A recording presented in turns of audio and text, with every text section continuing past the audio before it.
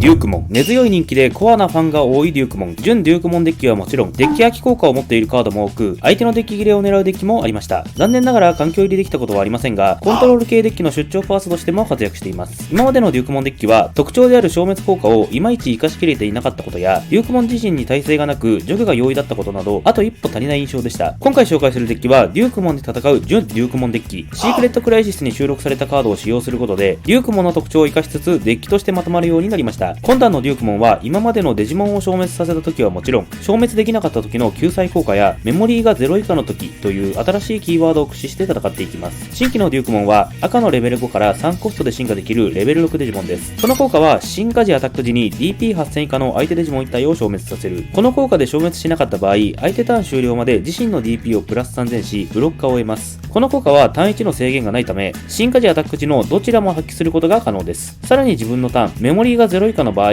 このデジモンは相手デジモンの効果を受けません。自分のターンだけとはいえ、待望の耐性を得ることができました。エースデジモンが増えたことで、アタックという行動に対してのデメリットが増えてしまった現環境ですが、この耐性のおかげでエースデジモンの効果を気にする必要がなくなりました。ギルモン系譜のカードも新規で収録されており、今回採用はしていませんが、新規のギルモンは自分のターンに1回、自分のクルモンか名称に松田隆人を含むテイマーが登場した時、DP3000 以下の相手デジモン1体を消滅させる。この効果で消滅しなかったらメモリープラス1。進化モード効果は、お互いのターン、メモリーが0以下の場合、このデジモンの DP 消滅効果の上限をプラス2000します。グラウモンは赤のレベル3から2コストで進化できるレベル4デジモンで、進化時に DP4000 以下の相手デジモン1体を消滅させる。この効果で消滅しなかった場合は、ターン終了までこのデジモンの DP をプラス3000。進化モード効果はギルモンと同じく、お互いのターン、メモリーが0以下の場合、このデジモンの DP 消滅効果の上限をプラス2000します。メガログラウモンは赤のレベル4から3コストで進化できるレベル5デジモンで、進化時に DP6000 以下の相手デジモン1体を消滅させる。この効果で消滅しなかった場合、